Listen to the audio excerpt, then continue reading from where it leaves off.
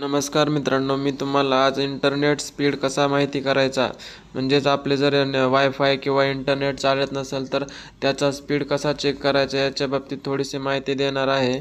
मित्रांनो, सर्वात प्रथम गूगल पेज ओपन करून इंटरनेट स्पीड हे टाईप करावे. त्याच्यानंतर इंटरनेट स्पीड टेस्ट हे पोर्टल ओपन होते. तिथं थोडीशी माहिती दिली जाते त्याच्याबद्दल आणि रन स्पीड टेस्ट हे आहे ना, तिथे क्लिक करावे. त्याच्यामध्ये आपला इंटरनेट स्पीड हा 30 सेकंदामध्ये डिटेक्ट होतो. तर या ठिकाणी आपण